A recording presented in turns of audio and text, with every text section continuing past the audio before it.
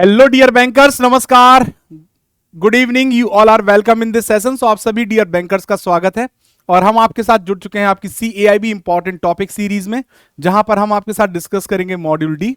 सो module D की first class हम लोग ऑलरेडी कर चुके हैं, सेकंड क्लास आज हम लोग डिस्कस करेंगे और आज भी हम कंप्लायंस फंक्शन इन बैंक को का सेकंड पार्ट करेंगे, जिसमें जो CCO चीफ कंप्लायंस ऑफिसर होता है उनकी रोल एंड रिस्पॉन्सिबिलिटीज को समझेंगे और कंप्लायंसेस के बारे में भी आगे हम पढ़ेंगे। चलिए तो स्टार्ट करते हैं क्लास को। सबसे पहले मेरा नाम है अरविंद सर और आप जुड़ सकते हैं हमारे साथ हमारे Telegram channel JAIB CAIB by Arvind sir पर, या आप इस QR कोड को स्कैन करके भी हमारे साथ जुड़ सकते हैं। ठीक है दोस्तों। नाउ सबसे पहले बात करेंगे आज role and responsibilities of chief compliance officer. तो CCO बहुत इंपॉर्टेंट है, चाहे आप NBFC या बैंक किसी में भी CCO की बात करेंगे, सेम डेफिनेशन सेम ही सब कुछ है, बशर्ते बस आपको याद होना चाहिए क्योंकि आपकी परीक्षा में ये पूछा जाता है। So RBI in recent past has modified issues guideline about the role and responsibilities of chief compliance officer in bank. तो chief compliance officer in bank के रिगार्डिंग RBI ने भी हाल ही में अपनी गाइडलाइंस को मॉडिफाइड किया है और नई गाइडलाइंस इशू की हैं। These include appointment, tenure, eligibility, skill, selection process, reporting lines and responsibilities. और इन गाइडलाइंस में अपॉइंटमेंट के रिगार्डिंग, टेन्योर के रिगार्डिंग, एलिजिबिलिटी, स्किल्स के रिगार्डिंग, सिलेक्शन प्रोसेस के रिगार्डिंग, रिपोर्टिंग लाइंस के रिगार्डिंग और रिस्पॉन्सिबिलिटीज के रिगार्डिंग बात की गई है। पहला, tenure of appointment of CCO. The CCO shall be appointed for a minimum fixed tenure of not less than 3 year। यानी अगर आप CCO चीफ कंप्लायंस ऑफिसर को अपॉइंट करते हैं तो 3 साल से कम के लिए आप अपॉइंट नहीं करेंगे।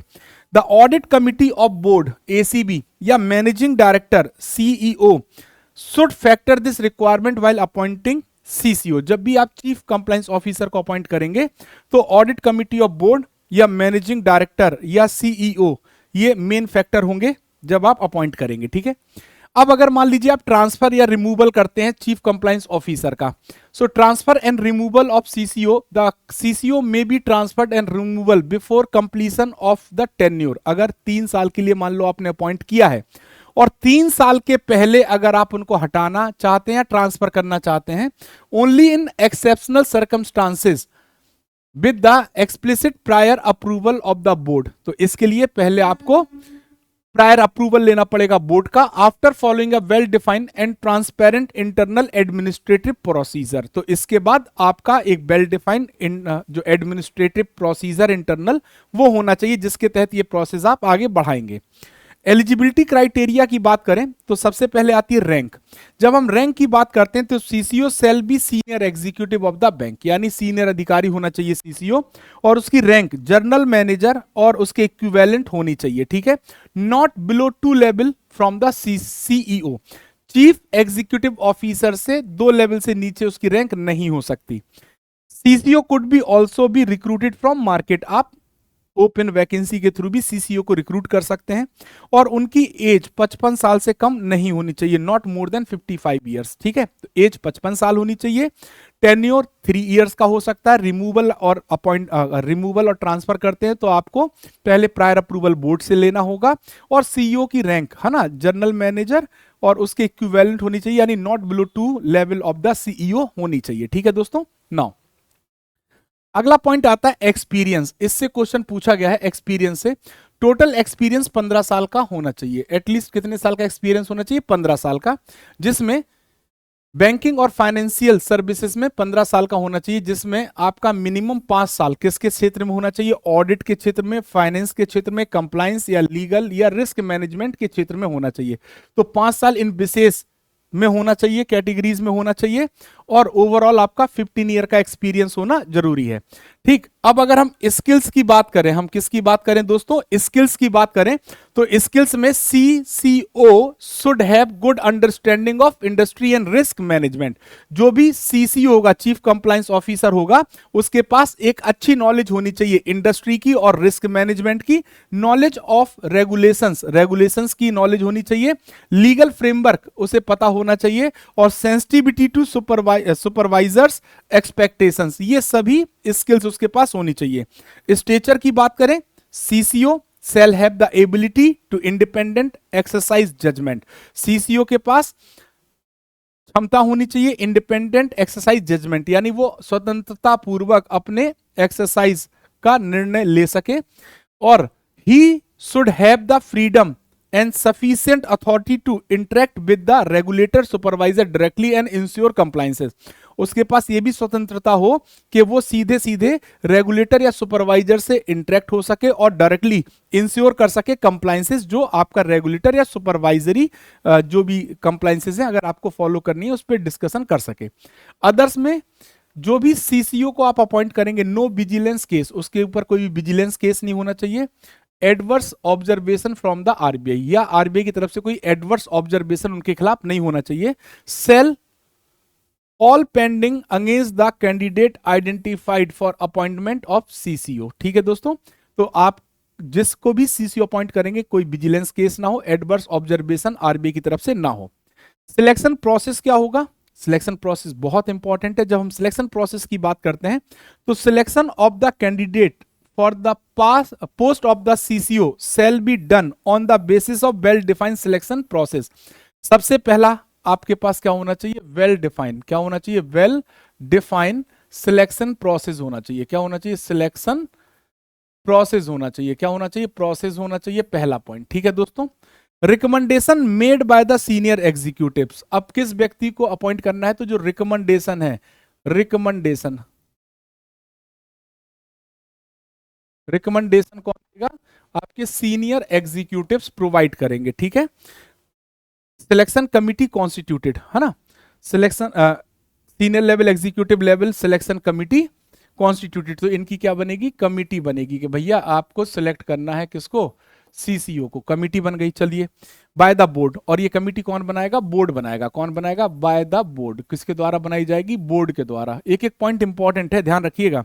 For the purpose, so the selection committee shall recommend the name of the candidate suitable for the post of CCO as per the rank in order of merit, and board shall take final decision appointment of CCO। अब देखो यहां पे point आ गया। क्या point आ गया? इनका कहना है कि कमिटी सिर्फ क्या करेगी? रिकमेंडेशन प्रोवाइड करेगी कि किस कैंडिडेट को आप क्या बना सकते हैं, किस कैंडिडेट को आप सिलेक्ट कर सकते हैं एज अ सीसीओ। इन्होंने क्या दिया? रिकमेंडेशन दी। फाइनल डिसीजन, फाइनल अप्रूवल कौन प्रोवाइड करेगा? फाइनल अप्रूवल प्रोवाइड करता है बोर्ड। यानी जो फाइनल डिसीजन होगा वो किसका होगा दोस्तों? बोर्ड का होगा। ठीक है, डन है, क्लियर है, यस और नो।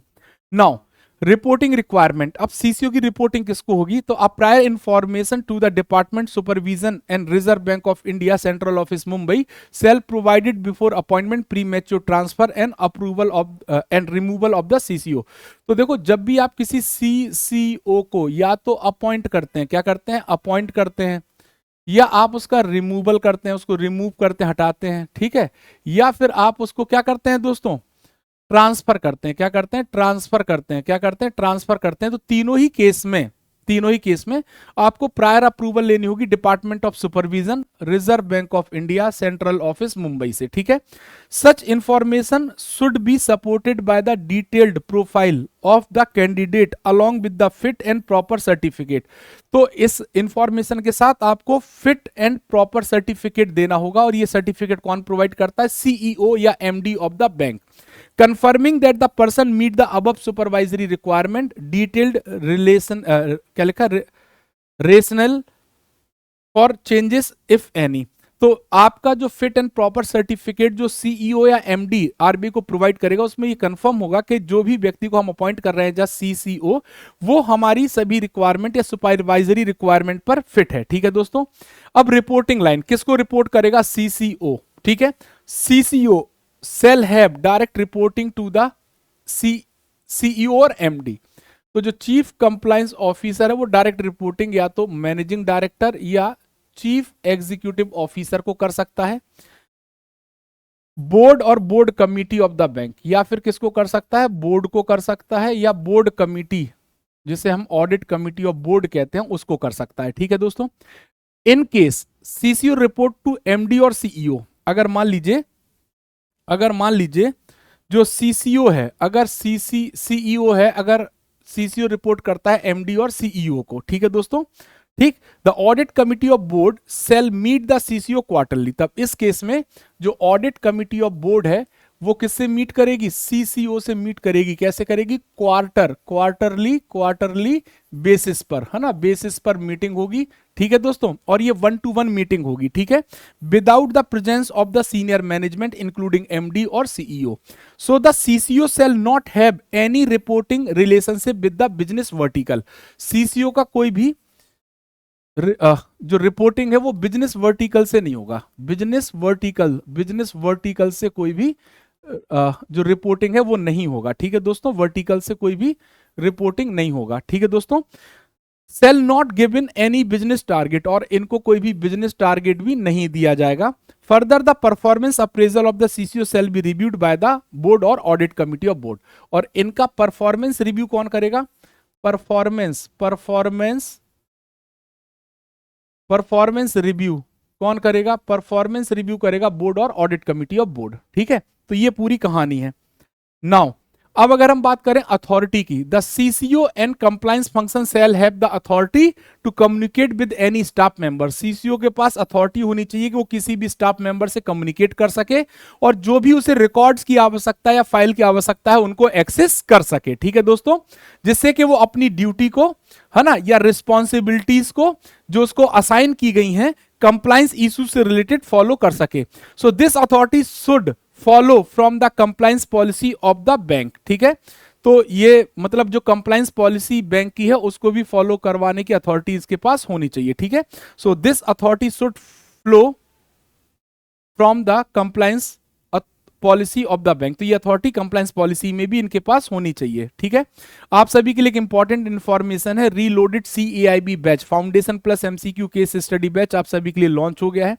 और दिसंबर 2025 एग्जाम को अगर आप टारगेट कर रहे हैं तो इन बैच के साथ आप जुड़ सकते हो। 2499 रुपए में आप इस बैच के साथ जुड़ के अपनी प्रिपरेशन कर सकते हैं। ठीक है, अब हमारा आज की क्लास का सेकंड पार्ट क्या है, हमने role and responsibilities of CCO पढ़ लिया। अब हमें पढ़ना है कंप्लायंस प्रिंसिपल्स क्या होते हैं, प्रोसेस क्या होते हैं और प्रोसीजर्स क्या होते हैं। ठीक है, तो इसको भी थोड़ा सा देख ले, इंपॉर्टेंट है। The compliance department at the head office should play a central role. जो भी आपका कंप्लायंस डिपार्टमेंट होता है जो कहां पे बैठता है, हेड ऑफिस में। कहां पे बैठता है दोस्तों, हेड ऑफिस में बैठता है। वो सेंट्रल रोल अदा करता है, वहीं से सब मैनेज करता है पूरे कंप्लायंस को। Area of identifying the level of compliance risk, उन एरियाज को आइडेंटिफाई करता है जहां पर कंप्लायंस रिस्क हो सकते हैं। इन ईच बिजनेस लाइन, आपकी हर एक बिजनेस लाइन में, आपके हर एक प्रोडक्ट और प्रोसीजर में। ठीक है, and issue instructions to operational functionaries formulate proposal to mitigate such risk. और इसके लिए वो क्या करेगा, इंस्ट्रक्शंस जारी करेगा ऑपरेशनल फंक्शनरीज को, जिससे कि ये रिस्क को हम क्या कर सकें, मिटिगेट यानी कम कर सकें या खत्म कर सकें। It should periodically circulate the instances of compliance failure. तो पीरियोडिकली का मतलब एक निश्चित अंतराल पे जो भी कंप्लायंस फेलियर है उनका केस स्टडी बना के वो अपने स्टाफ मेंबर्स के लिए सर्कुलेट कर सकता है among the staff along with the instruction prevention in future. तो देखो इसका मतलब क्या है कि जैसे कोई कंप्लायंस फेलियर हुआ, क्या हुआ, कंप्लायंस फेलियर हुआ। ठीक है, अब इस कंप्लायंस फेलियर की बात करें तो इस कंप्लायंस फेलियर की जब इन्होंने आइडेंटिफाई किया तो इसको वो सभी स्टाफ मेंबर को भेजेंगे कि भैया ये वाली गड़बड़ी हुई है। अब इस स्टाफ को क्यों भेज रहे हैं, पहले तो ये पता चलेगा गड़बड़ी क्या हुई, और अगर गड़बड़ी हुई तो उसके लिए प्रिवेंटिव एक्शन क्या होंगे, प्रिवेंटिव या प्रिवेंशन वाले जो एक्शंस होंगे वो क्या होंगे, जिसको अगर लिया जाए तो दोबारा ऐसा कंप्लायंस फेलियर ना हो। ठीक है दोस्तों, डन है, क्लियर है। फिर आता है inspection audit finding should serve as a feedback mechanism. अगर किसी भी बैंक ब्रांच में या बैंक में इंस्पेक्शन या ऑडिट होता है तो उससे हमें क्या मिलता है, हमें फीडबैक मिलता है। क्या मिलता है, फीडबैक मिलता है फॉर द कंप्लायंस डिपार्टमेंट, है ना, compliance department for assessing the area of compliance breach and failure. तो यहां से कंप्लायंस डिपार्टमेंट को यह पता चल जाएगा कौन से एरियाज ऐसे हैं जहां कंप्लायंस ब्रीच या फेलियर हुआ है। So the compliance function should incorporate a robust mechanism to. तो जो हमारा कंप्लायंस के काम है उनका काम क्या है, इनकॉर्पोरेट करना रोबस्ट मैकेनिज्म को। ठीक है दोस्तों, पहला ensure that regulatory guidelines instructions are promptly issued disseminated with the organisation. ठीक है, यह सुनिश्चित करना कि जो रेगुलेटरी गाइडलाइन या इंस्ट्रक्शंस हैं उनको प्रॉम्प्टली जो भी इशूड की गई हैं उनको इशू किया जाए और सभी इंप्लॉइज के पास तक ऑर्गेनाइजेशन में डिसिमिनेट यानी फैलाया जाए। Monitor compliance with the regulatory guidelines instruction, तो बैंक के अंदर के जो भी कंप्लायंसेस हैं उनको मॉनिटर करना कि वो रेगुलेटरी गाइडलाइंस और इंस्ट्रक्शंस के अकॉर्डिंग काम कर रहे हों। The compliance department should serve as a reference point of the bank, compliance department serve करेगा as a reference point for the bank staff for operational department for seeking clarification interpretation of the various regulatory and statutory guidelines. फिर compliance function should have a proactive basis, identify document, access the compliance risk associated with the bank business activities and product. ठीक है दोस्तों, so compliance function should on the proactive basis identify document access and compliance risk associated with the bank business activities and product। तो bank की जो भी business activities या product है, compliance risk जो उनसे एसोसिएटेड है उनको आइडेंटिफाई करना, डॉक्यूमेंट करना और एक्सेस करना, ये कंप्लायंस फंक्शन का प्रोएक्टिव काम होगा। ठीक है दोस्तों, compliance risk in all new product and process should be thoroughly analysed, appropriate risk mitigate by the way of necessary check and balances should be put in place before launching। जैसे अगर मान लीजिए कोई बैंक है, उसने कोई नया product launch करने जा रहा या कोई नया प्रोसेस लॉन्च करने जा रहा, तो उसको पहले थोरोली एनालाइज कर लेना चाहिए, जिससे कि उससे जुड़े जितने भी अप्रोप्रिएट रिस्क हैं उनको मिटिगेट किया जा सके और नेसेसरी चेक लगा दिए जाए कि भाई आगे रिस्क होने के चांसेस ही ना हो। ठीक है ना, फिर उसको लॉन्च किया जाना चाहिए प्रोडक्ट को। तो जो चीफ कंप्लायंस ऑफिसर होता है, chief compliance officer should be a member of new product committee, जो भी न्यू प्रोडक्ट कमिटी होगी उसका मेंबर किसको होना चाहिए? चीफ कंप्लायंस ऑफिसर को होना चाहिए। क्यों होना चाहिए? क्योंकि चीफ कंप्लायंस ऑफिसर कंप्लायंस के पार्ट पे उस प्रोडक्ट में क्या कर पाएगा? डिस्कशन कर पाएगा। ठीक है दोस्तों, इसलिए सो लिखा भी है। अब ये क्यों सदस्य है? Ensure that new product process have clearance from all the perspective including compliance. तो जब chief compliance officer new committee का मतलब न्यू प्रोडक्ट कमिटी का मेंबर होगा, प्रोडक्ट कमिटी का क्या होगा? मेंबर होगा। ठीक है, कमिटी का क्या होगा? मेंबर होगा। तो इसको मेंबर क्यों बनाया गया भाई? मेंबर बनाने का रीजन क्या है भाई? सीईओ का मेन काम क्या है? कंप्लायंस रिस्क ना है, तो कंप्लायंस से रिलेटेड जितने भी पॉइंट है उनको वो वहां पे क्या कर पाएगा? आइडेंटिफाई कर पाएगा। ठीक है दोस्तों, all new product should be subject to intensive monitoring for the first 6 month of introduction. तो जब भी कोई नए प्रोडक्ट को इंट्रोड्यूस किया जाता है, कितने महीने उसे मॉनिटरिंग में रखना जाना चाहिए? First 6 month. ये क्वेश्चन आता है। ठीक है दोस्तों, 6 मंथ उसको ऑब्जर्वेशन में रखा जाना चाहिए। ठीक है, to ensure that indicative parameters of compliance risk are adequately monitored, जिससे कि जो भी पर्याप्त तरीके से मॉनिटर किया जा सके कि कोई कंप्लायंस रिस्क है या नहीं है। So bank should develop function wise compliance manual, है ना, जिसका जो काम है उसके आधार पे कंप्लायंस मैनुअल भी तैयार करता है bank, in coordination with compliance department. किसकी मदद से? कंप्लायंस डिपार्टमेंट की मदद से। If their operating manuals do not already contain specific section और chapters on compliance, make available these to the staff associated with the respective function. अगर पहले से अवेलेबल नहीं है तो उपलब्ध कराना भी उनकी जिम्मेदारी है, जिससे स्टाफ अपने फंक्शन से रिलेटेड जो भी कंप्लायंस है उनको अच्छी तरह समझ सके। Compliance department should at frequent interval interact with legal department, operational risk management department, समय समय पर उससे मिलना है, टैक्स डिपार्टमेंट से भी मिलना है, ऑडिट और इंस्पेक्शन डिपार्टमेंट से भी मिलना है ना, किसके? बैंक के, to take stock of at least developments. ठीक है, चलिए कि लेटेस्ट कोई डेवलपमेंट आया है तो उससे हमें कंप्लायंस को मैच कराना पड़ता ना, तो ये इंपॉर्टेंट डिपार्टमेंट्स होते हैं जिनसे इनको मीट करना होता है। ठीक है, now compliance officer should have access to all information any required and the right to conduct investigation and report the finding to the chief compliance officer. जो भी कंप्लायंस ऑफिसर होंगे उनको ऑल इंफॉर्मेशन जो भी उनको जरूरत है उसको एक्सेस करने के लिए राइट होने चाहिए, वो इन्वेस्टिगेशन कंडक्ट कर सकें और जो भी उस इन्वेस्टिगेशन में फाइंडिंग्स आएंगी वो चीफ कंप्लायंस ऑफिसर के पास पहुंचाई जाएंगी। Chief compliance officer shall necessary be a participant in the informal discussion with RBI. जब भी आरबीआई के साथ कोई भी इनफॉर्मल डिस्कशन होगा तो चीफ कंप्लायंस ऑफिसर पार्टिसिपेट करेगा बैंक के पार्ट पे। Compliance function should monitor and test compliance by the performance sufficient and representative compliance testing and the result of such compliance testing should be reported to the senior management. तो अब देखो compliance function का काम क्या है कि वो monitor करे, वो टेस्ट करे कंप्लायंस को, है ना, उसके परफॉर्मेंस को। Sufficient and representative compliance testing से क्या फायदा होगा कि जो भी रिजल्ट आएंगे कंप्लायंस टेस्टिंग के वो हम अपने सीनियर मैनेजमेंट को शो कर पाएंगे, क्योंकि सीनियर मैनेजमेंट क्या चाहता है कि भाई हमारे यहाँ कंप्लायंस रिस्क ना आए। यही तो सुनिश्चित करने के लिए chief compliance officer, compliance department, compliance function, compliance officers को अपॉइंट किया गया है, ठीक। So it should also consider way to measure compliance risk, है ना। तो ये भी मतलब सुनिश्चित करना है कि कंप्लायंस रिस्क को किस तरीके से मेजर किया जा सकता है। Compliance staff should be empowered to conduct compliance review investigation. Compliance staff के पास इतनी पावर होनी चाहिए कि वो कंडक्ट कर सके कंप्लायंस रिव्यू और इन्वेस्टिगेशन को व्हेन एवर रिक्वायर्ड, यानी जब भी क्या हो, जरूरत हो। So the authority to use external experts for the purpose investigation if required should be left to the discrimination of chief compliance officer. अगर इसके लिए कोई एक्सटर्नल स्टाफ की रिक्वायरमेंट है तो ये किसके विवेक पर निर्भर करता है? चीफ कंप्लायंस ऑफिसर के विवेक पर निर्भर करता है कि वो उनकी मदद लेना चाहिए या नहीं लेना चाहिए, ठीक है। Now compliance function should have free to report to senior management. Compliance function को स्वतंत्र होना चाहिए कि वो सीनियर मैनेजमेंट को सीधे रिपोर्ट कर सके ऑन एनी इरेगुलरिटीज, किसी भी इरेगुलरिटीज के खिलाफ, विदाउट फियर और डिसफेवर फ्रॉम द मैनेजमेंट और अदर स्टाफ मेंबर, बिना डरे हुए, किससे? मैनेजमेंट से और अदर स्टाफ मेंबर से। Although it's normal reporting line should be senior management, है ना, चाहे उनकी रिपोर्टिंग लाइन सीनियर मैनेजमेंट हो, लेकिन वो अगर लगता है उसको कि कोई इरेगुलरिटीज है तो डायरेक्ट सीनियर मैनेजमेंट को रिपोर्ट कर सकता है। So the compliance function should have also have the rights of the direct access to the board of directors or to audit committee of board by passing normal reporting lines।